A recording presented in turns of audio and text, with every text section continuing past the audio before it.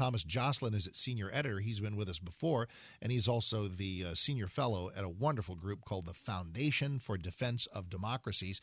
So let us take a moment in a morning in which we've examined one type of very localized evil to take a look at a very widespread type and how we might address it. Tom Joscelyn, welcome back. How you doing, sir? Oh, thanks for having me.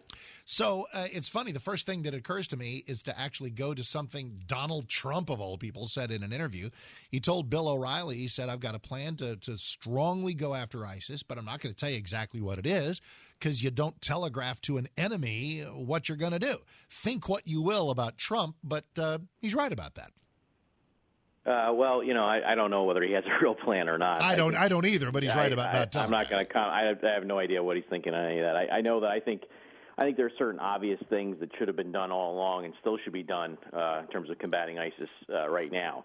One of the easiest things that should have been done is to support the tribes on both sides of the Syrian and Iraqi border, particularly in western Iraq and eastern Syria, that have been combating against ISIS basically from the beginning, and there have been basically cries for help from these tribes for a couple of years now, and there's been no real effort to aid and support them directly, and I think that's a big mistake. So in a presidential campaign and the heat of it and the crowds of it, and that's just the candidates before you even get to the events, is either a really good time or a tough time to find clarity on this, because a bunch of guys are running.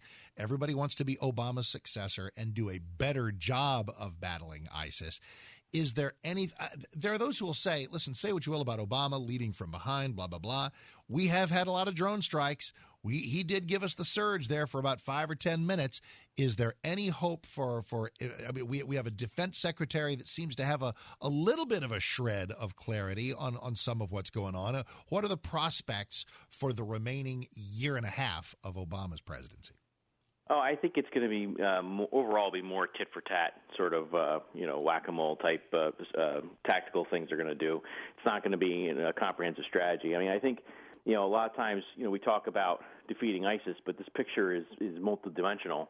And one of the big lost stories here in all this is that you can go online, you can see probably 10 articles any given day talking about how ISIS has overtaken Al Qaeda as sort of the premier jihadist group around the world, and actually that's not true. It's true that ISIS is stronger in Iraq. It was stronger in Syria, although that's not clear at the moment, actually, because Al Qaeda has made a stunning comeback. And in other areas, actually, the Islamic State or ISIS has been trailing Al Qaeda, by quite a bit. For example, they announced their expansion to Yemen, but it's Al Qaeda that controls territory in Yemen, not ISIS. Just in the last week and a half, it was the Al Qaeda affiliated groups in Derna, Libya, a city that the Islamic State had supposedly overtaken.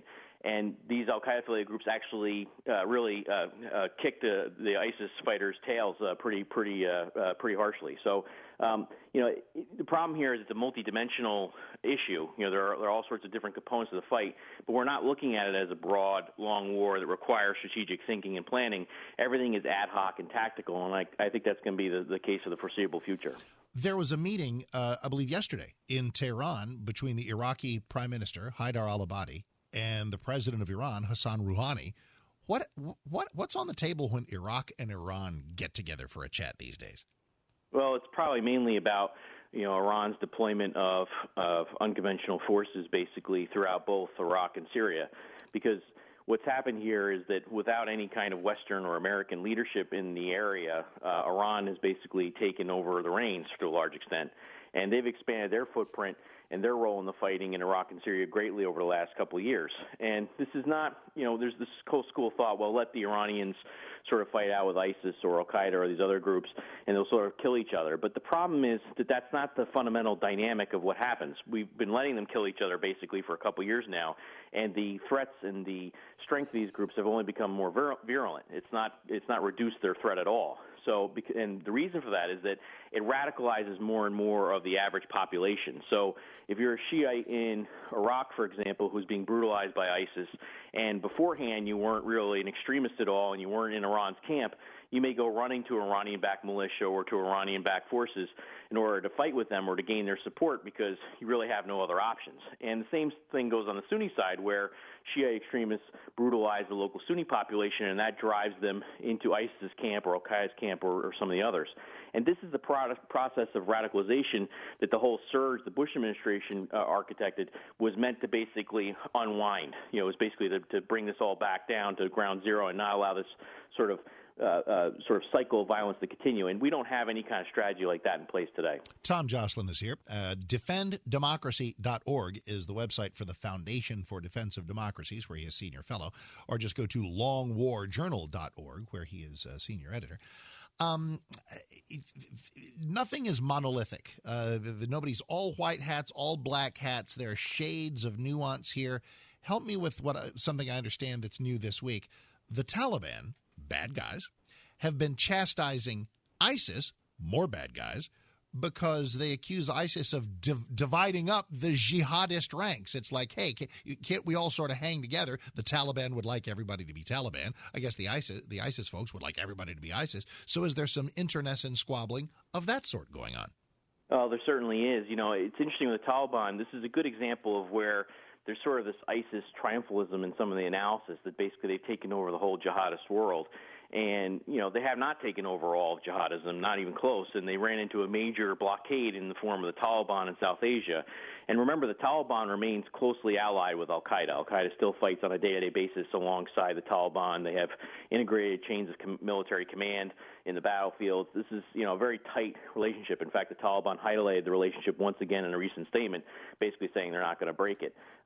But what's happened here is that ISIS basically picked off disaffected commanders from both the Taliban and Al-Qaeda. These are guys who were sort of cast aside by the chains of commands in both organizations, and they used these disaffected commanders to establish their own foothold or their own footprint in South Asia. And what happened is they ran into opposition, of course, from the Taliban and Al-Qaeda in the area. And this is not a fight that ISIS is winning at the moment. There are some areas where they're stronger than others in Afghanistan, but they've clearly got their hands full in trying to expand this way. And yet, you see some of the press reporting acts as if ISIS is sort of about to take over large pockets of Afghanistan. I just don't think that's true right now. Okay, Al-Qaeda seems very 2013 all of a sudden, but they are still there. They're absolutely there. And we're drone striking some of them into the next life. Nasir al-Wahizi, was he a senior leader of Al-Qaeda, the Arabian Peninsula, got nailed by a U.S. drone strike this week? Right, and Wahizi was, I think that the killing of Wahizi is really the most important battlefield death for Al-Qaeda since the loss of Osama bin Laden. This is a guy who, really? This is a guy. Oh, yeah. This is a guy who had he's described as the commander of Al-Qaeda in the Arabian Peninsula inside Yemen, but his reach went far beyond that. We helped expose his role as actually the general manager of Al-Qaeda, which is a global position, and he had responsibilities across the globe stretching from all the way from West Africa all the way back into South Asia. He is as core Al-Qaeda, or was as core Al-Qaeda as they come. He's a guy who was one of the most senior, certainly one of the top 5 most senior Al-Qaeda operators on the planet. But, to go back to your point about Al-Qaeda seeming like it's almost 2013, you're right that it's still around and still fighting. This goes to a cognitive bias, I think, in a lot of the analysis and a lot of the reporting. See, Al-Qaeda has adopted precisely the opposite strategy of ISIS. ISIS wants everybody to think that they're everywhere at all times. They're ever expanding, ever growing. The caliphate is in your face. Al-Qaeda has adopted exactly the opposite approach because of their very long war against the West and the U.S., where they don't want you to think they're anywhere. They use different names, different branding. They hide themselves in front organizations. We've seen this over and over and over again, from Syria to Africa. Even inside Yemen, Wahizi created a new brand called Ansar al-Sharia for their governance efforts in Yemen because he didn't want to brand them as overtly being Al-Qaeda, even though it clearly was Al-Qaeda. There is something almost craftier, and I don't want to play Can You Top This with evil groups, but there's something almost craftier and a little more treacherous about ISIS is sexy. They're everywhere. They're recruiting at the Mall of America in Minneapolis. They're everywhere. It's like, hey, look at us. Here we are. What? Al-Qaeda totally still exists and is operating in shadows that makes us perhaps not think of them as much. Well, it's funny. You just used the word sexy to describe Islamic State strategy. I did some counterterrorism training for some people in the government last week, and that's exactly the way I phrased it, was that the Islamic State brand and the way they do things is sexier. It's outward. It's in your face. It's something that attracts, would-be militants very easily because it's something they can understand, this whole concept of the caliphate expanding and growing and in your face with these provinces, whereas Al-Qaeda's brands are much more localized and not nearly as sexy. So, for example, in the city of Derna, Libya, the Al-Qaeda brand, the Al-Qaeda front group, is called the Mujahideen Shura Council of Derna. This doesn't exactly roll off the tongues of Western mouths. It's a lot of syllables. That's all. Right. And yet, the Islamic State says we've got a province in Libya. Well, that's much easier to understand. So this is part of what's going on here. But the problem is that there are strengths and weaknesses to both strategies, and there's too much, I think, triumphalism on the ISIS side where people think they've totally overtaken Al-Qaeda. It's clear that they've gained market share across the globe, and they've grown very quickly, and they're a very serious threat. I don't want to diminish any of that. But just be very careful in writing off Al-Qaeda because it's just not the case. Let me give you some places to go, longwarjournal.org and defenddemocracy.org. One is the thing that Tom Joscelyn edits. The other is the place where he is a senior fellow, and we're very glad to welcome this jolly good fellow here every once in a while. Thank you, Tom. Appreciate it as always. Well, thank you, Mark.